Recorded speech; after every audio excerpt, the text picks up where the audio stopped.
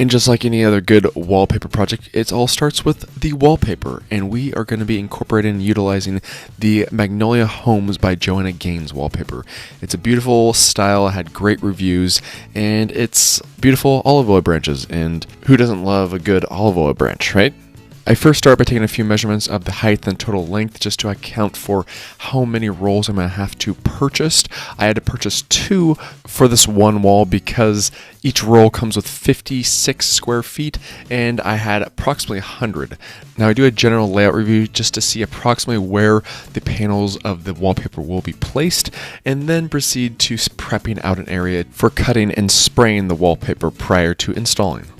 Now I put a layer of visqueen down, 1 because I want a very clean work surface, and 2 I will be spraying moisture and I don't want the cardboard to suck up the moisture that I'm spraying. So there you go. Now I use some general painter's tape just to indicate exactly where my pinpoints are for the pattern. The fact that this pattern is very random comparatively to some wallpapers is an indicator that you have to make sure and be clear as to what points you're going to be matching up on each single piece you cut. So I need to make sure that I'm very careful, especially with this first piece, prior to cutting all the rest, because I want to make sure, 1, I have a proper length, and 2, it's going to match up perfectly with the next panels that I'll be cutting in sequence. Now, an important note to think about, especially when cutting, is that you're not cutting the exact size that you need the panels to be. I'm cutting approximately 3 to 6 inches extra on both the top and the bottom of the panels. That way, there's plenty extra for me to cut off once I place the panels into position.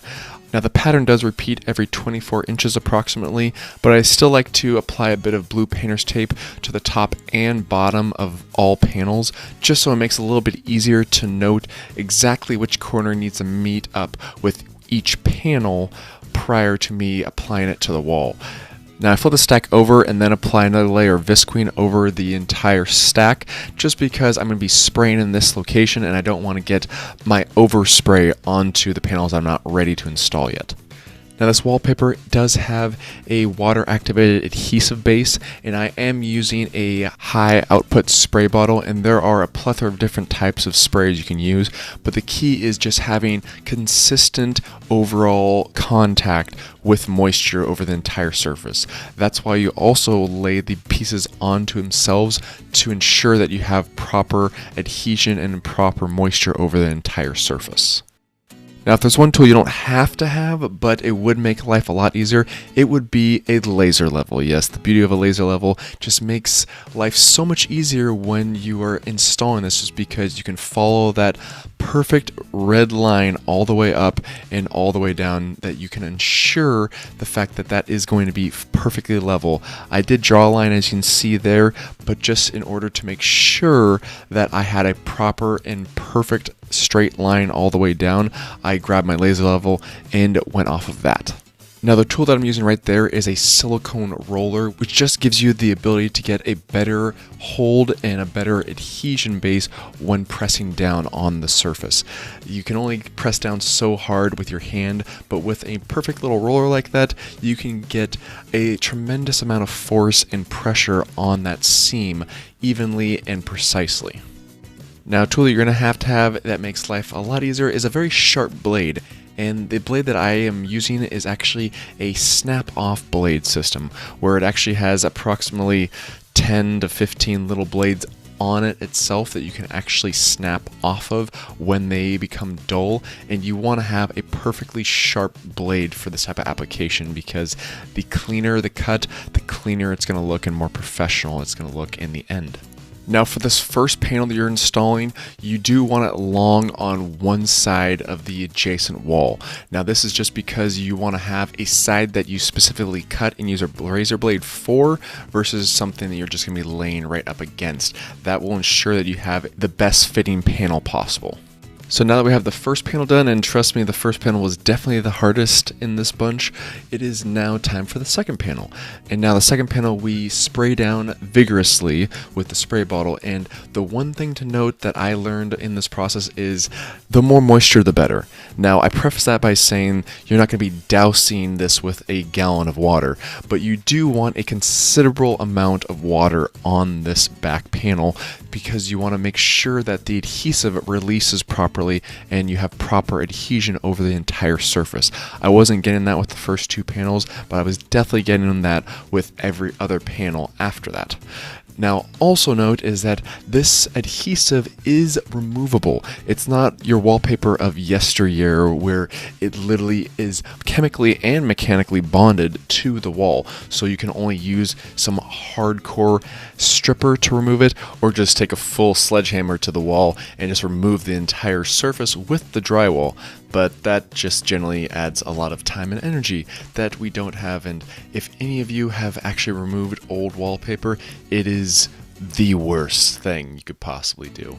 Well, not the worst, but just it's miserable. And I don't want to put anyone else through that, right?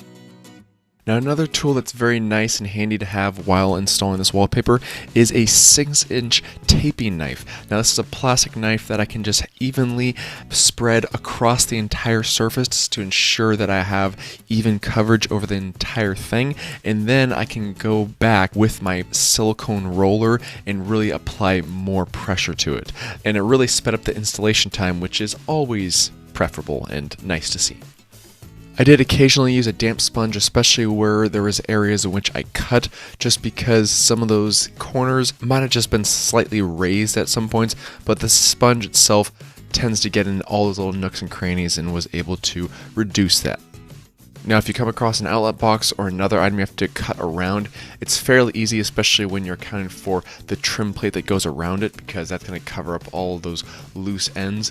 But just make sure you have proper alignment from the adjacent wallpaper prior to cutting it out, just to make sure you have the holes in the right locations. As for the tools that I'm using in this video, I'll make sure and leave a link in the description box below on where to actually purchase them, because they were all quite helpful in this entire process. Now, if you come across an area which you have an outside corner where the wallpaper is going to be butting up against, just make sure you have a very sharp blade, cut the edge, then use your silicone roller to roll off that edge and finish it off with your sponge, because the sponge just tends to add the perfect mixture between moisture and pressure to lay that edge flat and clean against the other adjacent wall that is paint. And you're going to be looking at this edge quite often, so you want to make sure it looks good. As for the final finishing touches, go ahead and install your trim plates on all your electrical components, and what I do on all seams is actually caulk all the seams to the base or the adjacent wall that it's connected to. This just gives it a nice perfect seamless edge and adds just a bit more professional look to your entire project. And let's just say $6 tube of caulking that makes your job look better is always going to go down as a win in my book.